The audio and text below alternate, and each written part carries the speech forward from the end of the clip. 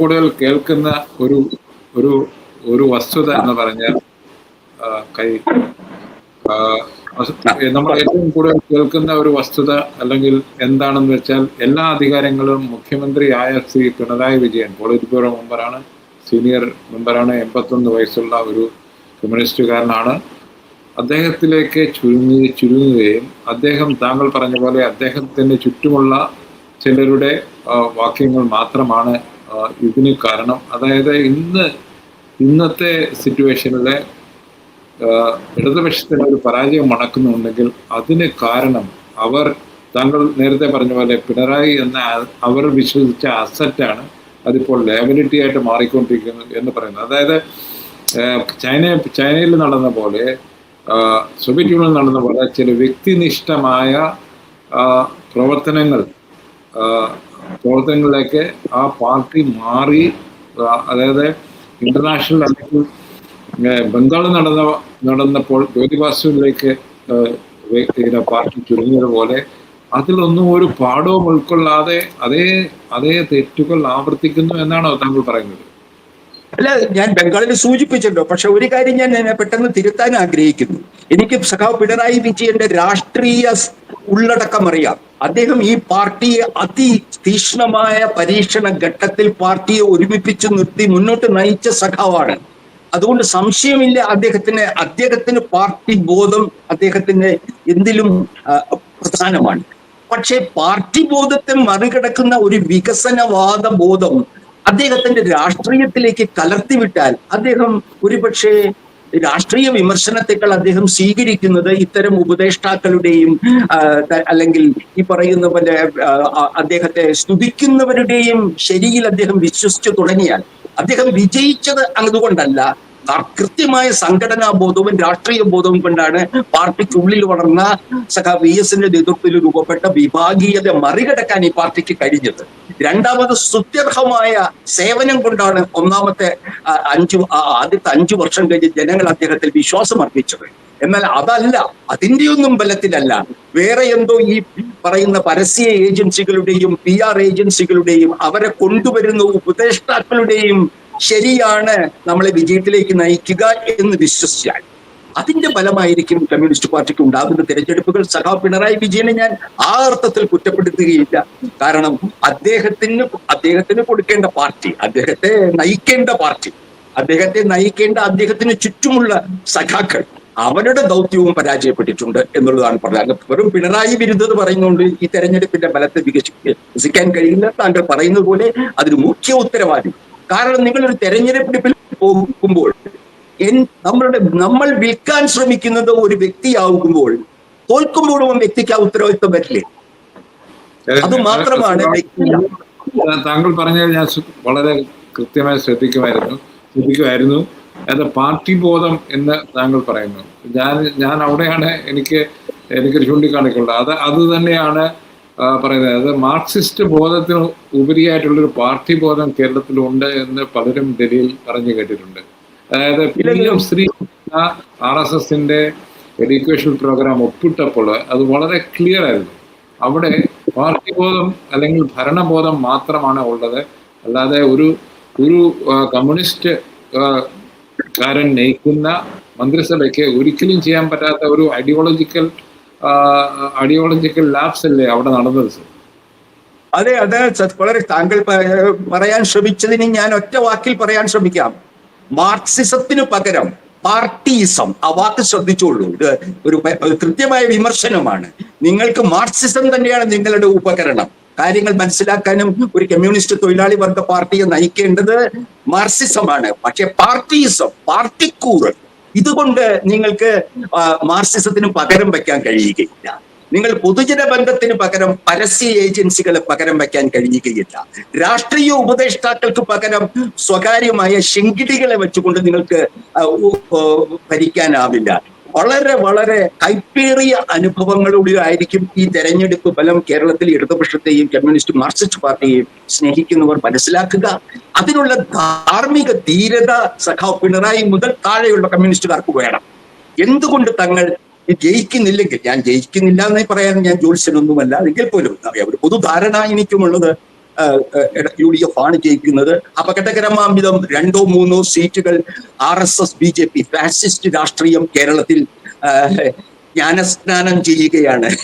Baptism of the fascist parliamentary group is emerging. O Rajagopalan ആയിരുന്നില്ല, എന്നാൽ ഇത് ആദ്യമായി നിങ്ങൾക്ക് ഫാസിസ്റ്റ് രാഷ്ട്രീയത്തിന്റെ പ്രതിനിധികൾ തിരുവനന്തപുരത്തെ നിയമസഭയിൽ ഇരിക്കാൻ പോവുകയാണെന്നുള്ള ഭയവും എനിക്ക് ഉണ്ട്. അതുകൊണ്ട് പറയുകയാണ്, അടിമുടി കമ്മ്യൂണിസ്റ്റ് മാർക്സിസ്റ്റ് പാർട്ടികൾ, CPI യെ കുറിച്ച് നമ്മൾ പ്രത്യേകം പറയാത്തത്, CPIയുടെ ഒരു ദയനീയമാണ് അവരുടെ അവസ്ഥ.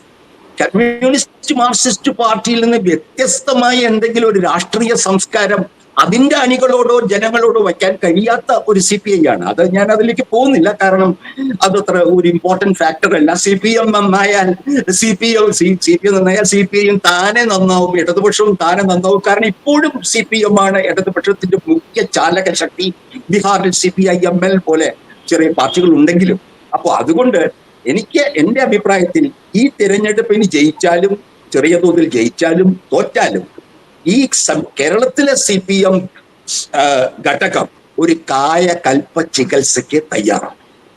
റിജുവനേഷൻ. അതെ, കമ്മ്യൂണിസ്റ്റ് ജാർഗനിൽ പറഞ്ഞ ഒരു പേർജ്, പാർട്ടിയിൽ ഒരു പേർജിന്റെ ആവശ്യം ഉണ്ടെന്നാണ് താങ്കൾ പറയുന്നത് അല്ലേ? പർജ് എന്നുള്ള വാക്ക് ഒരു തെറ്റായ വാക്കാണ്. പർജൊന്നും കമ്മ്യൂണിസ്റ്റ് പാർട്ടിയിലല്ല. തെറ്റ് തിരുത്തി ഉത്തരവാദികളായ നേരിട്ട് പാർട്ടിയോട് സ്വയം പറയുക, ഞാൻ കാരണമാണ് ഈ പരാജയത്തിന് കാരണക്കാരൻ ഒരാൾ ഞാനാണെന്ന് പറയാം. അതാണല്ലോ സെൽഫ് ക്രിറ്റിസിസം. വിമർശിക്കുകയും ചെയ്യാൻ സാധിക്കണം. പിണറായിയാണ് ഉത്തരവാദി, ഗോവിന്ദൻ മാഷാണ് ഉത്തരവാദി, അല്ലെങ്കിൽ വീണയാണ് ഉത്തരവാദി, റിയാസാണ് ഉത്തരവാദി എങ്കിൽ അങ്ങനെ വിമർശിക്കാനുള്ള ചങ്കുറപ്പും അത് ഞങ്ങളുടെ തെറ്റാണെന്ന് പറയാനുള്ള കമ്മ്യൂണിസ്റ്റ് ധാർമ്മിക ഫലവുമാണ് തിരുത്തലുണ്ട്. അല്ലാണ്ട് പർജൊക്കെ സ്റ്റാലിനൊക്കെ ചെയ്തിരുന്ന കാര്യമാണ്. അത് വഷളൻ കമ്മ്യൂണിസ്റ്റ് ഒരു ആന്റി കമ്മ്യൂണിസ്റ്റ് പ്രയോഗമാണ്. പർജൊന്നും നടക്കില്ല. പർജെന്താണ് കാര്യം? നിരവധി തിരുത്തൽ രേഖകൾ കണ്ടു, പലവരെയും മാറ്റി.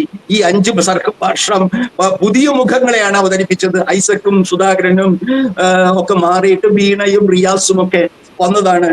അപ്പൊ ആ തീരുമാനം തെറ്റായിരുന്നു. പാർട്ടിയിൽ 75 തീരുമാനം ഭരണത്തിൽ മാത്രം.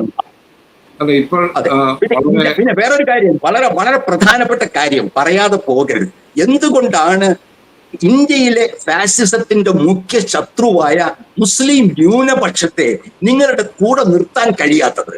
അത് ഇന്നത്തെ ഇന്ത്യയിൽ അത് ചെയ്യാൻ കഴിഞ്ഞില്ലെങ്കിൽ കമ്മ്യൂണിസ്റ്റ് പാർട്ടി എന്ത് സംഘടനാപരമായ മാറ്റം നടത്തിയാലും മാറില്ല. കാരണം ഇന്ത്യയുടെ യാഥാർത്ഥ്യം അതാണ്. ഇന്നത്തെ മുഖ്യ ശത്രു ഫാസിസമാണ്. അതിന് നമുക്ക് ന്യൂനപക്ഷങ്ങളെ കൂട്ടി അവരെ കൂടെ നിന്ന് അവരെ ഞങ്ങൾ സംരക്ഷിക്കുമെന്നുള്ള രക്ഷകർത്തൃബോധമല്ല, അവരുടെ നിലപാടുകൾക്കും അവരുടെ അർത്ഥവും അവരുടെ സന്ദർഭം മനസ്സിലാക്കി നിൽക്കാൻ കഴിയുക. ഇതിന് തോൽക്കുന്നെങ്കിൽ ഒരു പ്രധാന കാരണം മുസ്ലിം ഏകീകരണമാണെന്ന് ഏത് കൊച്ചുകുട്ടിക്കും അറിയും. അതിനുവേണ്ടി പറഞ്ഞുകൂട്ടിയ കാര്യങ്ങൾ ഒരിക്കലും വിശ്വസിക്കാൻ കഴിയാത്ത ജമാഅത്തെ ഇസ്ലാമി കേരള ഭരണം നിയന്ത്രിക്കുമെന്നൊക്കെയുള്ള അശാസ്ത്രീയവും അരാഷ്ട്രീയവുമായ പ്രചരണം, ഇതൊക്കെ വിമർശന വിധേയമാകും തോൽക്കുകയാണെങ്കിൽ. ജയിക്കുകയാണെങ്കിൽ പോലും. കാരണം ഈ യുദ്ധം തെരഞ്ഞെടുപ്പിൽ മാത്രം നിൽക്കില്ലല്ലോ. RSSും BJPയും അവരെ ശാരീരികമായി കമ്മ്യൂണിസ്റ്റുകാരെ ആക്രമിക്കും, ജനാധിപത്യവാദികളെ ആക്രമിക്കും. അതാണ് നമ്മൾ ഈ വടക്കേ ഇന്ത്യയിൽ കാണുന്നത്, ബംഗാളിൽ കാണുന്നത്. അപ്പൊ പിണറായി വിജയൻ ഉള്ളത് കൊണ്ട് CPM അണികളെയൊക്കെ RSSകാർ വെറുതെ വിടുമെന്ന് ആരെങ്കിലും ധരിക്കുകയാണെങ്കിൽ അതും വലിയ മൗഢ്യമായിരിക്കും.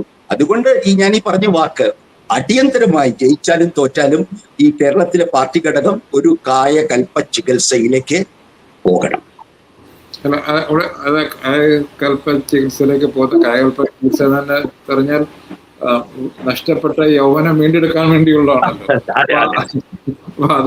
അതുകൊണ്ട് ഒരു ചോദ്യം അതിവിടെ നിൽക്കുന്നു. അതായത് ഈ പുതിയ കേരളത്തിലെ ഇടതുപക്ഷത്തിന്, പ്രത്യേകിച്ച് CPMനെ വളരെ ക്രെഡിബിളായിട്ട് മുമ്പോട്ട് വെക്കാവുന്ന ഒരു മിഡിൽ ലെവൽ യങ് ലീഡർഷിപ്പ് ഇപ്പോൾ ഉണ്ടോ? ഇന്നലെ ഒരു ചോദ്യം ഒരു വളരെ ക്രിട്ടിക്കൽ ഒരു വെൽ നോൺ ക്രിട്ടിക്കാണ് CPMന്റെ ജോയ് മാത്യു. അദ്ദേഹം പറയുന്നു, അവർക്ക് ഇന്നത്തെ സിറ്റുവേഷൻ അനുസരിച്ച് ആരായിരിക്കും പ്രതിപക്ഷ നേതാവ്? അങ്ങനെ ഒരാള് എനിക്ക് ഇവരെയൊക്കെ ദീർഘകാലമായ പരിചയമുണ്ട്. സഖാവ് EMSമായിട്ടുള്ള ഒരു ആത്മബന്ധം മുതലുള്ള എനിക്ക് ഇവർ ഓരോരുത്തരെയും തിരിച്ചറിയാം, ഇവരുടെ വളർച്ചയും എനിക്ക് തിരിച്ചറിയാം. പല യുവാക്കളും സ്വരാജൊക്കെ ഞാൻ സജീവമായി ഇടതുപക്ഷ അനുഭാവിയെ പോലെ പ്രവർത്തിച്ചിരുന്നൊരു കാലഘട്ടത്തിൽ വിദ്യാർത്ഥികളും യുവജന പ്രസ്ഥാനത്തിന്റെ ഒപ്പം എന്റെ സഖാക്കളായിരുന്നവരാണ് ഞാൻ. പക്ഷെ എനിക്ക് വിലയിരുത്താൻ കഴിയുന്നില്ല. വിലയിരുത്താൻ കഴിയാത്തതിന്റെ ഒരു പ്രധാന പ്രശ്നം ഞാൻ ആദ്യം പറഞ്ഞതാണ്. ഇവരുടെ എല്ലാം രാജേഷ്, എനിക്ക് ഇപ്പോഴും ഓർമ്മയുണ്ട്, ഞാനൊരു നെയ്യാറ്റിൻകര SFI ക്യാമ്പിൽ പങ്കെടുത്തപ്പോൾ ഞാൻ രാജേഷ് എന്നുള്ള മിടുക്കൻ കുട്ടിയെ, രാഷ്ട്രീയം മുറ്റി നിൽക്കുന്ന ഒരു ചെറുപ്പക്കാരനെ കണ്ടെത്തിയത്. അപ്പൊ അത്തരത്തിലുള്ള പ്രതിഭകൾക്ക് അവരുടെ പ്രതിഭകൾ ജനങ്ങളുമായി ബന്ധപ്പെട്ട് രാഷ്ട്രീയമായി വികസിപ്പിക്കുന്നതിനുള്ള സാഹചര്യം ഇന്നത്തെ ചുറ്റുപാടിൽ ഉണ്ടോ എന്നുള്ളത് എനിക്ക് സംശയമാണ്. കാരണം EMS എങ്ങനെയാണ് ഈ സഖാവ് പിണറായി, ഞാൻ പറയാം, ഐസക് അങ്ങനെ കാടറായിട്ട് അന്ന് ബ്രാഞ്ച് കമ്മിറ്റി, ലോക്കൽ കമ്മിറ്റി, മറ്റേ ഏരിയ കമ്മിറ്റി വഴി വന്ന ആളല്ലല്ലോ. അദ്ദേഹത്തിന്റെ ടാലന്റ് തിരിച്ചറിഞ്ഞ സഖാവ് EMS. എന്തിനു പ്രകാശ് കാരട്ടിയും യെച്ചൂരിയും അങ്ങനെ വന്നതല്ലല്ലോ. താങ്കൾക്കറിയുന്നില്ല, ഡൽഹിയിൽ അവരിലുള്ള ടാലന്റ് കണ്ടു. എനിക്ക് എല്ലാവരും എന്റെ സുഹൃത്തുക്കളാണ്. സഖാവ് MA ബേബി മുതൽ എന്റെ ആത്മ സുഹൃത്തുക്കളാണ്. അവരുടെ രാഷ്ട്രീയത്തിലും അതിൽ ഞാൻ അഭിമാനിക്കുന്നയാളാണ്. പക്ഷെ ആര് ഇത് പകരം വെക്കുക പോലുമല്ല. സഖാവ് പിണറായി വിചാരിച്ചാൽ അദ്ദേഹത്തിന്റെ അത്രയും ഇന്ന് പാർട്ടിയിൽ പ്രായം കൊണ്ടും സ്ഥാനം കൊണ്ടും അനുഭവം കൊണ്ടും ഇത്ര വലിയൊരു നേതാവ് ഇല്ല. അത് സത്യമാണ്. കാരണം അദ്ദേഹം തന്നെ സ്വയം ചിന്തിക്കാൻ തുടങ്ങിയാൽ താനെ നേതൃത്വങ്ങൾ വരും. ഇപ്പൊ കണ്ടില്ലേ, താങ്കൾ തന്നെ പറഞ്ഞതാണ്, ഗോവിന്ദൻ മാഷയുടെ പൊതു പ്രസ്താവനകൾ പാർട്ടിയെ സഹായിക്കുകയല്ല ബുദ്ധിമുട്ടിക്കുകയാണെന്ന് മനസ്സിലായപ്പോൾ സ്വരാജിനെ കൊണ്ട് പത്രസമ്മേളനം നടത്തിച്ചു. സ്വരാജ് നിലമ്പൂര് വന്നപ്പോൾ ഏറ്റവും നല്ല സ്ഥാനാർത്ഥി എന്ന് പറഞ്ഞു. പക്ഷെ എന്ത് സംഭവിച്ചു? അദ്ദേഹത്തിന്റെ പുസ്തക വായനയോ അദ്ദേഹത്തിന്റെ വീട്ടിലെ ലൈബ്രറിയോ വോട്ടുണ്ടാക്കില്ല എന്ന് നമ്മൾ തിരിച്ചറിഞ്ഞില്ലേ? അപ്പൊ ഇതൊക്കെ യാഥാർത്ഥ്യങ്ങൾ, രാഷ്ട്രീയ യാഥാർത്ഥ്യങ്ങൾ. കമ്മ്യൂണിസ്റ്റ് പാർട്ടി ഇമ്പിച്ച് ബാബയ്ക്ക് എന്ത് വായനയുണ്ടായിട്ടായിരുന്നു അദ്ദേഹം മലബാറിൽ ജയിച്ചിരുന്നത്? എനിക്ക് അതൊക്കെ പറയുന്നത് കമ്മ്യൂണിസ്റ്റ് സഖാക്കൾക്ക് ഞാൻ ഈ പറയുന്ന ഭാഷ മനസ്സിലാവും. പക്ഷെ അതാണ് ഞാൻ പറഞ്ഞത്. വളരെ പഴയ സഖാവ് കൃഷ്ണപിള്ള പറഞ്ഞ പോലെ വിമർശനമുണ്ട്, സ്വയം വിമർശനമില്ല. അതാണ് അവസാനം എഴുതിയ സഖാവ് കൃഷ്ണപിള്ള എഴുതിയ സംസ്ഥാന കമ്മിറ്റിക്ക് വേണ്ടി ഒരു കുറിപ്പിന്റെ തലക്കെട്ട്. വിമർശനമുണ്ട്, സ്വയം വിമർശനമില്ല. സ്വയം വിമർശനം ഇല്ലാതെ ഈ പാർട്ടിക്ക് ഈ ചികിത്സ ഫലിക്കില്ല. അല്ലാതെ വീണ്ടും ഒരു തെറ്റുതിരുത്തൽ പ്ലീനവും ഒക്കെ ആയിട്ട് ഇതേ നേതൃത്വവും ഇതേ ആശയഗതികളും ഒക്കെ ആയി ഇങ്ങനെയല്ല പാർട്ടി ആധുനികവൽക്കരിക്കേണ്ടത്. ഇതാണ് ഞാൻ പറഞ്ഞു. പലരുടെയും വിചാരം സഖാവ് പിണറായി വിജയനെ പറഞ്ഞു പഠിപ്പിച്ചിരിക്കുന്നത് ഇന്നത്തെ കാലത്ത് യോജിച്ച് ചെയ്യേണ്ടത് ഇതൊക്കെയാണെന്ന് ആരോ പറഞ്ഞു പഠിപ്പിച്ചിരിക്കുന്നു. അല്ല, കമ്മ്യൂണിസ്റ്റ് പാർട്ടികൾ വലിയ ലോകവ്യാപകമായ തിരിച്ചടിയാണ്. അതിന് കേരളത്തിൽ മാത്രമായ ഒരു പരിഹാരം ഇന്നും ഞാൻ വിശ്വസിക്കുന്നില്ല. എങ്കിലും ആ തിരിച്ചുവരവിന് കേരളം നയിക്കണം. കേരളത്തിലെ കമ്മ്യൂണിസ്റ്റ് പാർട്ടിയെ കൊണ്ട് പഠിക്കൂ എന്ന് ലോക കമ്മ്യൂണിസ്റ്റ് പ്രസ്ഥാനത്തെ കൊണ്ട് പറയിപ്പിക്കുന്ന ആധുനികവൽക്കരണം, അതിന് വലിയ അവസരം വന്നുകൊണ്ടിരിക്കുകയാണ്. ഇത്രയും ഫാസിസ്റ്റ് ആയിട്ടുള്ള അമേരിക്കൻ സാമ്രാജ്യത്വം മോഡിയെ പോലെ അവരുടെ ടെലവീവിന്റെയും സയണിസ്റ്റുകളുടെയും കൂടെ നിന്ന് മുസ്ലിം വിരുദ്ധതയിൽ മാത്രം അടിസ്ഥാനപ്പെടുത്തിയിട്ടുള്ള ഫാസിസം, അതിന്റെ കോണ്ടെക്സ്റ്റിൽ ഇവിടുത്തെ കമ്മ്യൂണിസ്റ്റ് CPIM തിരിച്ചു വരികയാണെങ്കിൽ തെറ്റിതിരുത്തി അത് ലോക കമ്മ്യൂണിസ്റ്റ് പ്രസ്ഥാനത്തിനും സമാധാന പ്രസ്ഥാനത്തിനും ജനാധിപത്യ പ്രസ്ഥാനത്തിനും ഇന്ത്യ ബ്ലോക്കിനും, ഇനി ഇന്ത്യ ബ്ലോക്കിന്റെ ഭാവി എന്താണെന്ന് നമുക്ക് അറിഞ്ഞുകൂടാ. അത്ര പരസ്പര വിദ്വേഷമാണ് കേരളത്തിലെ തെരഞ്ഞെടുപ്പ് ഉണ്ടാക്കിയിട്ടുള്ളത്. താങ്കൾ പറയുന്ന ഈ ഒരു വലിയ സ്കോപ്പിന് അത് ഉൾക്കൊള്ളാൻ കഴിയുന്ന ഭൗതിക ശക്തി ഉൾക്കൊള്ളാൻ കഴിയും. സ്വതന്ത്ര ചിന്ത, പാർട്ടിക്ക് അകത്ത് സ്വതന്ത്ര ചിന്തയും വിമർശിക്കാനുള്ള ധൈര്യവും അതിന്റെ ആ വിമർശനത്തിന്റെ പ്രത്യാഘാതങ്ങൾ ഏറ്റുവാങ്ങാൻ പാർട്ടിക്ക് അകത്ത് അപമാനിതനാവുന്നത് വലിയ ത്യാഗമാണ്. ഞാൻ കേട്ടിട്ടുള്ളതാണ്. പിണറായിയുടെ പിടിയാൽ, അതായത് VS അച്യുതാനന്ദന്റെ ഭക്തി പ്രസ്ഥാനത്തെ തുറന്നെതിർത്തതിന് ഞാൻ എന്തെല്ലാം അപമാനം കൊണ്ട് ഞാൻ ആരോട് പാർട്ടിയോട് എന്നെ രക്ഷിക്കാൻ പറഞ്ഞില്ലല്ലോ. അതിനുശേഷം എന്റെ അപമാനം മാറ്റിത്തരുമെന്ന് പറഞ്ഞില്ലല്ലോ. അപ്പൊ അതുപോലെ ധൈര്യമായ നിലപാടുകൾ. അങ്ങനെ പാർട്ടിയെ നിൽക്കുന്ന ഒരു ഭൗതിക അസറ്റ് പാർട്ടിക്ക് ഇപ്പോൾ ഉണ്ടോ എന്നുള്ളൊരു സംശയമാണ് എല്ലാവരും പ്രകടിപ്പിക്കുന്നത്.